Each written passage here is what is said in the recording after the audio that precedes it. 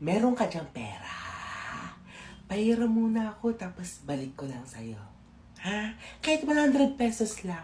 Basta bayaran mo ako agad tapos 500 pesos. Hehe. Aba, mahal na prinsesa. Hindi ako naningil sa'yo na pinanganak kita. Ha? Na pinaaral ka sa magandang eskwelahan. Na pinapakain kang 3 beses sa isang araw. Daig mo pa yung mga pawn shop dyan sa tabi-tabi na kung maningil ang taas na interest rate. Kaya hindi ko na makuha yung mga sinangla ko.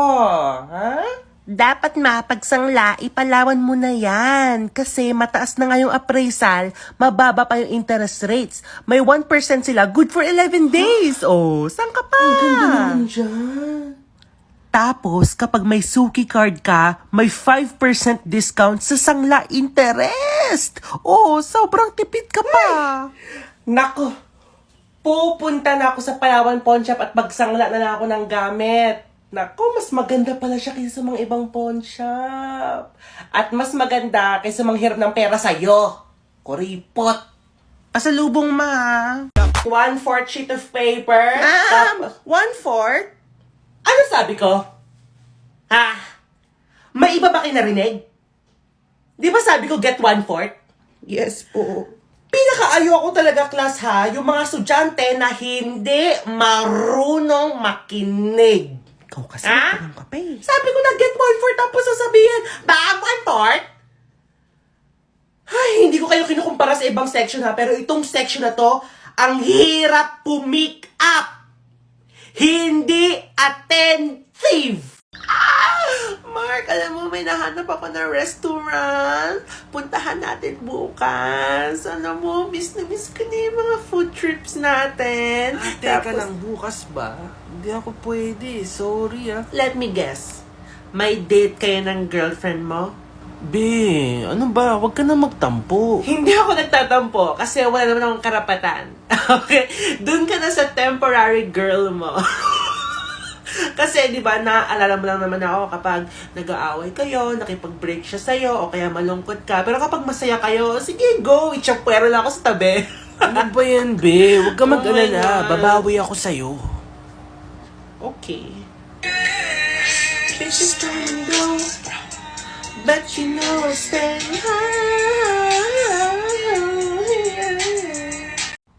Ay, bakit kanina ka pa dyan nakakulong sa kwarto mo? Ha? Lumabas ka na doon. Nagluto ako ng favorite mo. Yung fried chicken.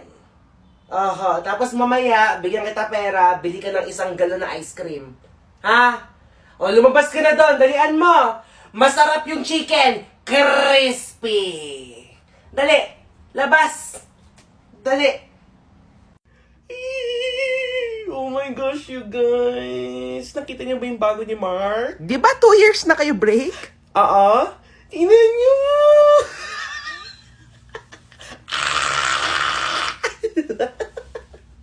Oh my God! Sa dinami-daming babae sa mundo, siya pa talaga yung napili. Go girl! Saluhin mo yung mga sinuka ko. Okay, class. Alam kong Holy Week break, pero that doesn't mean na hindi kayo mag-aaral. Kaya dahil dyan meron kayong assignment.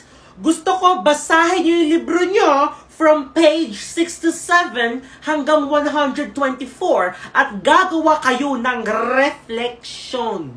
Dapat 2,000 words pataas. Kapag less than 2,000 words, hindi ko tatanggapin, ha? At pagbalik nyo dito, meron kayong long exam. Napakahaba ng bakasyon nyo, kaya wala kayong excuse na hindi nag-review. Okay? Dapat wala nang babagsak. Okay?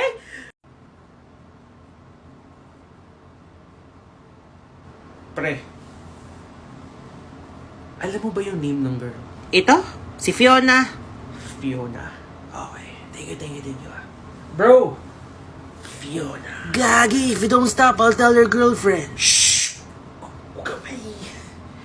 She doesn't have to know. What's up? Ikaw! araw, wala ka na ginawa kundi maghiga-higa dyan sa kama mo. Cellphone ka ng cellphone. Ni minsan, hindi ko nakita nagbuklat ka ng libro at mag-aral, ha? Grabe, ang tamad! Tamad mo talaga. Oo nga, ma, ang tamad-tamad niyan. Tsaka yung kinainan niya, iniwan niya lang sa lababo. Ay, naku, tumayo ka nga dyan. Hugasan mo yung mga plato mo doon. Ano bang tingin mo sa amin, ha? Katulong Tsaka ba? ang lamig sa kwarto niya, ma. Feeling ko nag-aircon yan. Ay, alam mo, hindi na kita bibigyan ng baon, ha? Ipangbabayad ko na lang sa kuryente. Grabe, wala ka ng contribution sa bahay na to. Puro konsumisyon, ha? Meron ba sa mga teammates ko na crush mo? Crush ko? Wala. Siguraduhin mo kasi alam mo naman yung mga basketball players. Boy! As in, legit. Kita mo yung isa kong teammate na yan? Cheater yan. Oh? Oo, grabe. Eh, ikaw, basketball player ka rin. Ako? Sheesh! Hindi. Mamamatay muna ako bago maging cheater. Sinasabi ko sa'yo, seryoso. Ako, iba ako sa kanila. Hindi nga ako makarelate sa kanila eh. Puro sila, girls. Ano pangalan mo? Ako, hindi ako ganun. Loyal ako. Pag naging jowa kita, loyal ako. Subukan natin. Alam mo ba, Mark, ang saya ko talaga na nag-break na kayo ng girlfriend mo. Kasi, no offense di naman siya ganun kaganda. Kaya hindi ko alam paano mo siya nagustuhan na. Yung regalo niya nga sa akin na kwintas, sa'yo ko na gamitin. Patingin. Mark, ang ganda nito. Bala ko nga isauli na lang sa kanya yan eh. Huwag mo na ibalik sa kanya. Bakit? Gusto mo sa'yo na lang yan?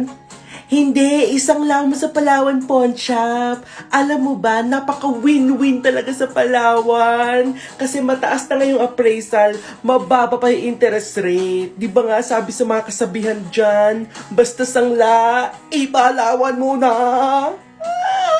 Wow! Ang ganda naman ng bebe ko. Pakis nga. Ano ba?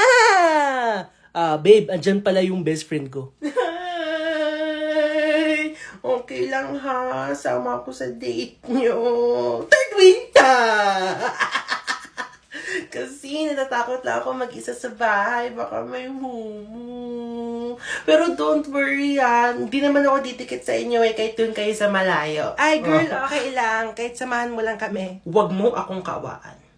Charot! Sige na, go lang. Gusto ko lang mag-enjoy kayo sa date nyo. Baba, kumain ka na ba? Oo, syempre kumain na ako. Siguraduhin mo, ha? Kasi gusto ko healthy ka palagi. Ayoko nagkakasakit ka. Ate, punta ka raw sa tindahan. Bumili ka itlog tsaka ipikas ng timama. Wait lang, beba. Alam mo, yung mga utos ni Mama, pinapasa mo sa akin. Narinig ko eh. Mao! Ikaw yung bumili doon, bahala ka sa buhay mo. Tsaka bumili ka rin ng napkin, ha? With wings. Yung napkin ko, palaging with wings. There is what we call the subject-verb agreement. Wherein, ano ba yung pinag-uusapan nyo? Kanina pa kita tinitignan na hindi ka makuha sa tingin. Would you like to share kung anong pinag-uusapan nyo in front of the class? Hindi ka ba interested sa lesson? There is the door. Pwede ka lumabas. Sige, class. Mukhang alam niyo na hindi discuss ko. Nagsasayang lang ako ng laway. Kaya get one for sheet of paper. Alam mo. No! Mag-quiz tayo. Oy! Ganda ng forma mo Saan ka pupunta? Alam mo, dapat di ka na nagdamit kasi pinapakita mo rin naman lahat Nagkayayaan lang kami ng mga friends ko na mag-party. Party? Parang wala ako naalalang pinayagan kita mag-party. Sino pang mga kasama mo? Barkada ko, si Fiona, si James, si Raquel. No. Dito ka lang sa bahay, huwag ka mag-party. Di ko gets kung bakit wala ka tiwala sa Ano ba? akin. Iniiba mo na naman May tiwala ako sa'yo. Alam mo yan, mahal na mahal kita. Pero, wala akong tiwala sa mga kasama mo. Ilang beses ko ba sasabihin sa'yo? Alam mo, mag-bis ka na lang, mag-movie night na lang tayo. Mas mag-e-enjoy ka pa. Promise. Alam mo naman na baka pumunta si Taylor Swift dito sa Pilipinas. Kaya need ko na mag-ipon. Gusto ko pa naman marinig ng live yung favorite ko, yung I got the eye of the tiger in my dreams. You should see the things we do. Magkano na ba ipon mo? Wala pa nga kaya need ko na mag-ipon. Oh my God! Gora ka na sa Palawan Pawn Shop. Mataas na nga yung appraisal. Mababa pa yung interest rate. 1% lang when used within 11 days. Oh my gosh, parang ang ganda dyan. Pandagdag ko lang sa maipon ko just in case.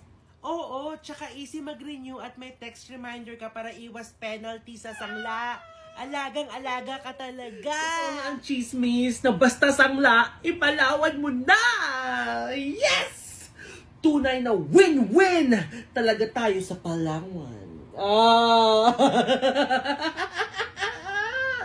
Taylor Swift, here I come!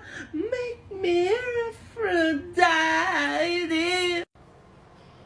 Pre, nakita mo yung girl sa katabing table? Ang ganda! Ba't di mo tinitingnan? Tignan mo! Ayoko. Alam mo, kung ako sa'yo, magpakilala ka na. Dali. Ano ka ba, pre? May girlfriend ako. Pre naman! Nasaan yung girlfriend mo? Ha? Oh, wala yung girlfriend mo dito. Kaya kung ako sa'yo, pingwitin mo na. Baka naman kaya ayaw mo kasi humina ka na. Weak shit! Oy, hindi Oo, ano, totoo naman Hindi na ikaw yung dati ko nakilala na suwabe sa girls.